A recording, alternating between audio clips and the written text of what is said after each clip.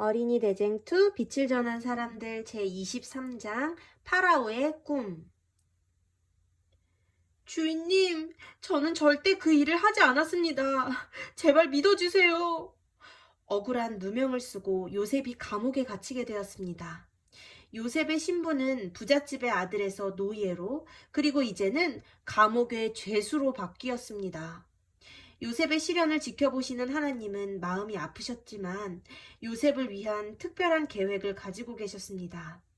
반대로 사탄은 요셉의 시련을 보며 즐거워하고 있었습니다. 사탄은 요셉이 머지않아 하나님을 욕하고 배신할 것이라 여겼습니다. 감옥에 들어온 요셉은 감옥에서도 정직하고 성실하게 일했습니다. 또한 매일 하나님께 경배드리는 일도 빼놓지 않았습니다. 매일 아침에 일어나 요셉은 얼굴을 단정히 하고 무릎을 꿇고 하나님께 기도를 드렸습니다. 아브라함과 이삭의 하나님, 그리고 내 아버지 야곱의 하나님, 오늘 하루의 삶을 주님께 맡깁니다. 비록 죄수의 신분이지만 이곳에서도 하나님이 기뻐하시는 삶을 살게 도와주세요. 다른 사람들에게 친절한 말과 행동을 할 수 있도록 도와주세요. 요셉이 기도하는 모습을 보는 다른 죄수들은 의아했습니다. 다른 죄수들은 비록 많은 죄를 짓고 감옥에 들어왔지만 늘 불평과 불만이 많았습니다. 하지만 아무런 죄도 짓지 않고 감옥에 억울하게 들어온 요셉은 매일 감사와 기쁨으로 살았거든요. 다른 죄수들의 눈에는 이 모습이 너무 이상해 보였습니다. 뿐만 아니라 사탄도 곧 요셉이 하나님을 욕하고 원망과 불평으로 살 것이라 생각했는데 늘 기쁘게 하나님을 찬양하며 성실히 일하는 요셉을 보고 분통이 터졌습니다. 감옥의 간수장은 요셉을 불렀습니다. 요셉, 내가 나를 도와 감옥을 관리하는 일을 해주면 좋을 것 같구나. 너의 행동과 말하는 것들이 다른 죄수들에게 좋은 영향을 끼치는 것 같아. 너가 도와준다면 다른 죄수들도 좋아할 것 같구나. 네, 간수장님. 시키시는 일은 무엇이든지 열심히 하겠습니다. 다만 저는 유일하신 하나님을 믿는 사람입니다. 제가 가진 신앙을 지킬 수 있도록 도와주시기를 부탁드립니다. 그래, 그것은 내가 보장하마. 너의 하나님을 잘 섬기도록 해라. 그리고 너의 모습을 통해서 너의 하나님이 너에게뿐만 아니라 우리 모두에게도 축복하시는 모습을 내가 여러 번 목격했단다. 요셉이 감옥에 들어온 지도 여러 달이 지났습니다. 그러던 어느 날 왕을 섬기던 두 신하가 감옥에 들어오게 되었습니다. 한 신하는 왕이 마시는 술을 관리하는 사람이었고 다른 신하는 왕이 먹는 떡을 관리하는 신하였습니다. 뭐와 뭐를 관리하는 신하 두 명이야? 술을 관리하는 신하, 그리고 떡을 관리하는 신하 두 명이 들어왔대요. 어느 날 아침 그 두 신하가 근심하며 괴로워하는 모습을 요셉이 보았습니다. 요셉은 종종 괴로워하는 죄수들을 찾아가 그들을 위로하고 용기를 주는 일을 해왔습니다. 괴로워하는 신하들을 보고 요셉은 그들에게 다가갔습니다. 그리고 무엇이 필요한지 물었습니다. 요셉, 나의 이야기를 들어보아라. 내가 어젯밤 한 꿈을 꾸었다. 꿈에서 나는 포도나무를 보았단다. 그 포도나무는 세 가지가 있었고 곧 가지에서 싹이 나서 꽃이 피고 얼마 지나지 않아 맛이 있는 포도송이가 맺혔단다. 그래서 나는 먹음직스러운 포도 열매를 따서 즙을 내어 왕에게 갖다 드렸다. 꿈에서 깨어보니 그 꿈이 너무나도 생생하고 무엇인가 징조가 있는 꿈 같구나. 그런데 그 꿈을 알 길이 없구나. 어르신, 제가 섬기는 하나님께서 저에게 지혜를 주셔서 그 꿈의 해석을 알게 해주셨습니다. 포도나무의 세 가지는 사흘입니다. 지금부터 사흘 안에 파라오가 당신을 다시 궁으로 부르실 것입니다. 그리고 당신이 하던 일을 다시 할 수 있도록 당신의 지위를 회복시켜 주실 것입니다. 어르신, 파라오에게 부름을 받아 당신의 지위가 회복된다면 저를 생각하고 제게 은혜를 베풀어 저의 사정을 파라오에게 고하여 주시기를 부탁드립니다. 그래, 내가 혹 이곳에서 나가 파라오를 다시 섬기게 된다면 꼭 너의 억울함을 풀어주마. 고맙다, 요셉. 요셉, 나의 꿈 이야기도 들어보아라. 내 꿈에는 흰 떡새 광주리가 내 머리에 얹어 있었단다. 그런데 그 광주리에 각종 구운 식물들이 있었는데 새들이 내 머리 위로 날아와 광주리에 담긴 음식들을 다 먹어 치웠단다. 그 꿈이 얼마나 생생하던지 놀라서 잠에서 깨웠구나. 어르신, 그 꿈은 사흘 안에 파라오가 당신의 죄를 물어 당신을 나무에 달고 새들이 당신을 물어 뜯는 꿈입니다. 매우 무서운 심판의 장면을 보여주고 있습니다.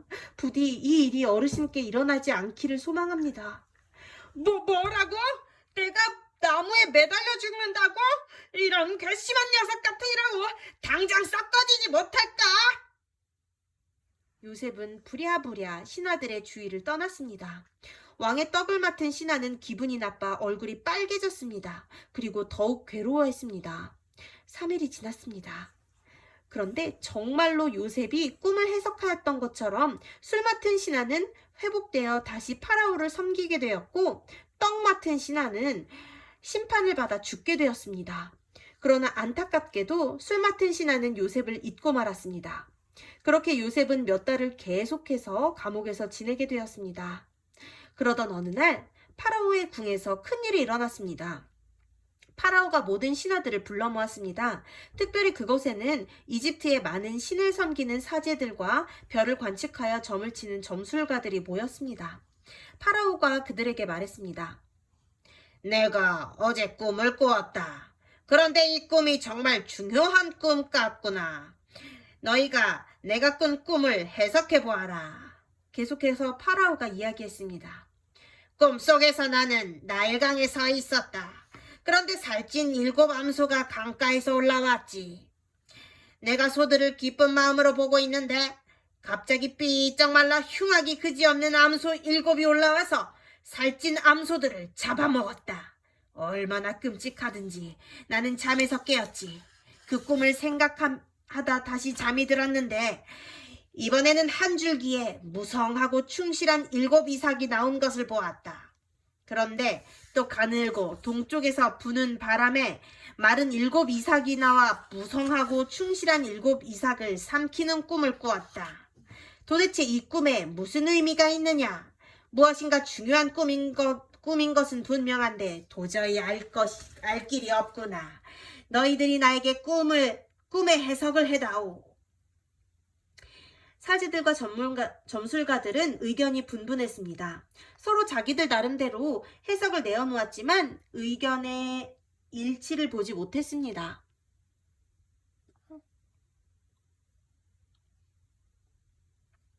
그리고 파라오에게 나아가 몇 가지 해석들을 내어놓았습니다. 그 해석들을 들여다보았지만 파라오는 마음에 들지 않았습니다.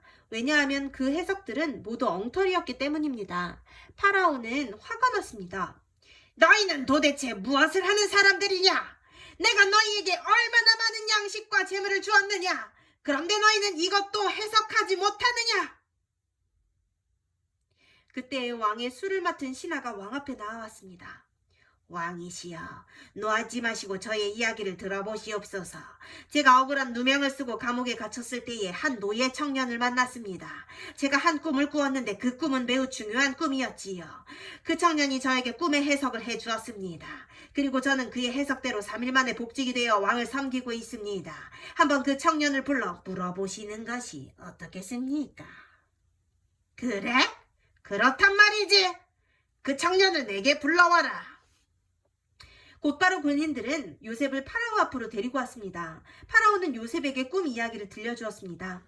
요셉은 파라오의 꿈 이야기를 듣고 하나님께 기도를 드렸습니다.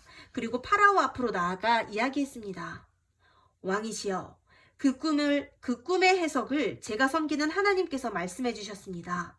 그 꿈은 하나님께서 온 이집트와 주변 나라를 구원하시기 위해 주신 특별한 꿈입니다. 7 좋은 암소는 7 해를 상징합니다. 7 좋은 이삭도 7 해를 상징합니다. 이것은 이집트에 7년 동안 풍년이 있을 것을 상징합니다. 그 후에 마른 7 암소와 마른 7 이삭은 흉년이 7년 동안 있을 것을 말합니다. 그 흉년이 얼마나 극심하고 큰지 지난 7년의 풍년을 기억하지 못할 만큼 극심할 것입니다. 파라오께서 이 꿈을 2번이나 꾼 것은 하나님께서 이 일을 반드시 이룰 것임을 이야기하는 것입니다. 그러므로 파라오는 하나님의 뜻을 알아 이 일에 대비하셔야 합니다. 지혜로운 사람을 세워 7년의 풍년과 7년의 흉년을 대비하시기 바랍니다. 파라오는 요셉의 해석을 듣고 손뼉을 쳤습니다. 짝! 요셉의 이야기를 듣는 동안 마음 가운데 이 해석이 참되고 바르다는 확신이 들었습니다. 그리고 요셉에게 다시 물었습니다. 하지마. 알겠어. 그렇다면 우리가 어떻게 대비해야 한단 말인가? 어떻게 하면 좋겠는가? 파라오시여, 지혜로운 사람을 두어 7해 풍년 동안 곡식의 5분의 1을 저장하게 하시기 바랍니다.